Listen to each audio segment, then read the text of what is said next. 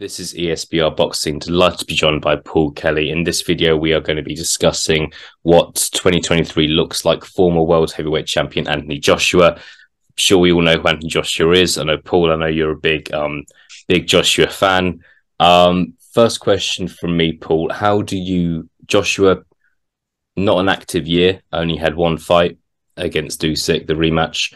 How do you reflect looking back on that fight and the year that Joshua had?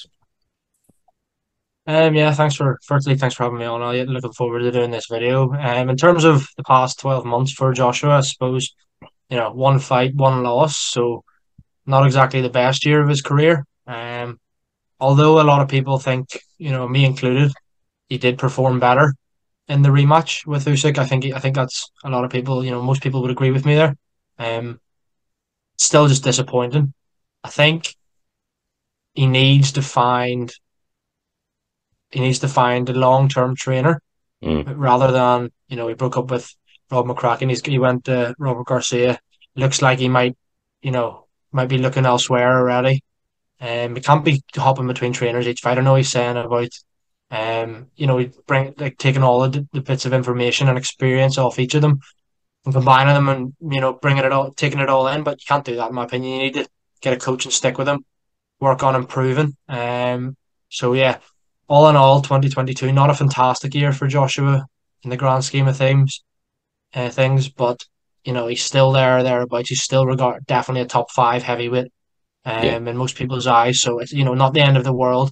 Usyk's a quality fighter. Another loss to him isn't the end of the world. It's just how he bounces back, I think, now in 2023. Yes, there's only one guy in Joshua's resume who he's not beaten, and that guy was one of the best cruiserweights ever, and currently, Usyk could go down as kind of one of the best fighters ever if he kind of achieves what he could potentially achieve in the next year or two. Looking forward, 2023, I think the latest we're being told is March or April, Joshua's going to return. Personally, bit disappointed. I feel like when the Usyk rematch happened afterwards, we were told could be back in December, and that changed to January, and now here we are. March, probably going to be April. Let's be honest. What's the opponent for you? Who would you like to see Joshua in with? How much of a test would you like to see him come up against? I think he still needs to fight someone, in the upper echelons of the division, but someone who we know he's going to beat. For example, I thought of a few names here. Otto Wallin's a good opponent. Might not want him because he's a southpaw Mm. and could be potentially tricky. Um, I know Zhang got beat by Hrgovic, but there's talk of that fight. I think Joshua would win that fight comfortably and probably stop him.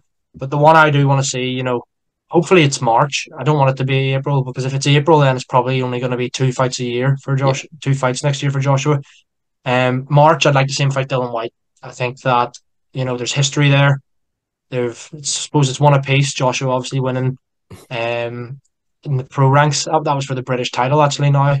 Good while back. Obviously White beat Joshua in the amateurs. There's Needle there. There's history. It's an all London fight. You could have it at whether it be at the O2. Probably, I'd like to see it at the O2. I know you could definitely sell more tickets than the O2 for that fight, but I think that White didn't look great in his last fight against Jermaine Franklin. Um, Joshua needs to get a win, and I still think Joshua deals with White comfortably. So I think it's one of them where it is a big fight, so it's not a gimme. It is a big fight, but definitely one that I would fully expect Joshua to win in emphatic fashion. Yeah, yeah. I think Joshua would go into that fight as the fairly strong favourite, in my opinion. If you look at Dillian White's last couple of fights, obviously Jermaine Franklin fight, which some people thought he lost, fight against Huey wasn't great for him, and then beat a 41-year-old Alexander Povetkin. So I'm not, I haven't got a vendetta against Dillian White like some people do, but I just think he's not been on a great run. And obviously the fight before that was the Povetkin loss. So his last four fights, there's not really an impressive performance there, in my opinion. So I do think Joshua would go into that fight as the strong favourite, and I would expect him to stop White again. Let's say I think that fight is going to happen. It's a big fight. it's lots of money on the line. It's obviously pay-per-view. It's a good fight for Joshua to come back to. Dillian Whyte's up for it. Dillian Whyte, to be fair to him, will fight anyone. Say Joshua fights Dillian Whyte and he has one more fight this year. Can't look into the future too much, but is there kind of a route you see him taking? We don't know if Fury Usyk's definitely going to happen there. Obviously, if it does happen, we don't know what's going to happen. I imagine if that fight does happen February, March, Joshua will be one of the names that could face the winner or perhaps the loser, possibly. I'm kind of saying that if Fury's going to win, I don't think he's going to fight Usyk for a third time next year. What are your thoughts on the rest of 2023 for Joshua? I feel like we can have this conversation. We both think Joshua's going to beat Dillian Whyte if that happens. Most people do. What do you think is the next step for him?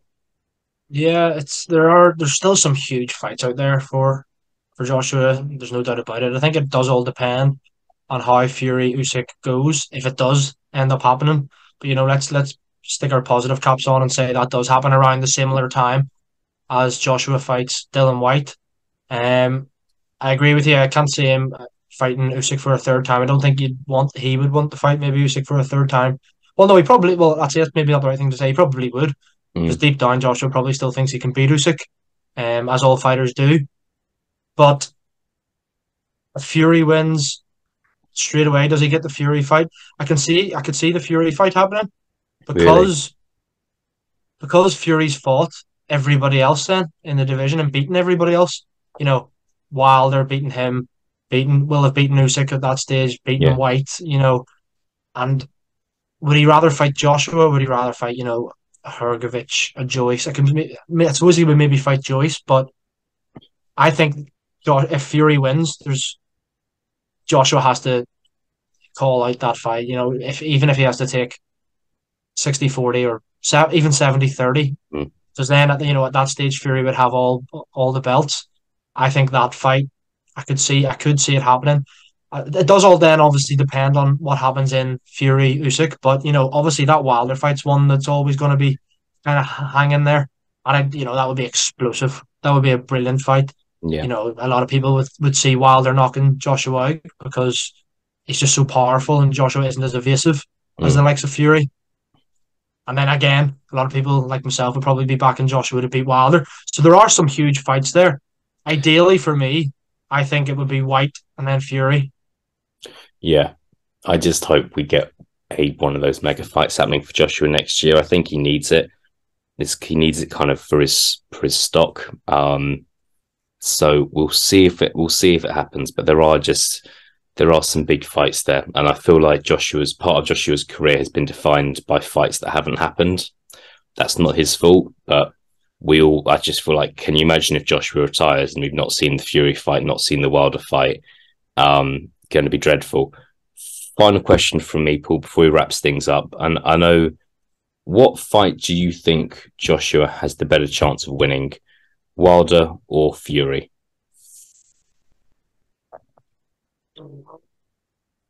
As Joshua's number one fan, I back him to win both. But which one? So then I suppose it's which one I would feel more confident going into. Probably the Wilder fight.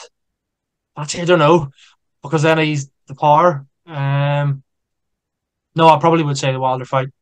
I'd probably say the Wilder fight because basic boxing skills. Joshua is basically, he's arguably better than Wilder in every department outside of power. But Joshua is no feather fist himself. He can clearly bang too. He could easily take Deontay Wilder out of there. So I'd say that just because Wilder has been beaten before, has been stopped before, I'd have to go with Joshua's easier fight out of the two would be Wilder. But again, that equalizer from Wilder scares me a little bit. Yeah. Fingers crossed. That's all I'm going to say. We want to see these fights. I think it's going to be disappointing if Joshua doesn't fight assuming that he wins this fight in March or April time. I don't want to see him fight, say, an Otto Wallin in March and then fight a Dillian Whyte September, and then that's his 2023. That that doesn't do a lot for me. It's not enough for a fighter of his caliber. For someone who only had one fight last year, who only had one fight the year before, it's not enough. So I hope we see these mega fights with Anthony Joshua happening in 2023.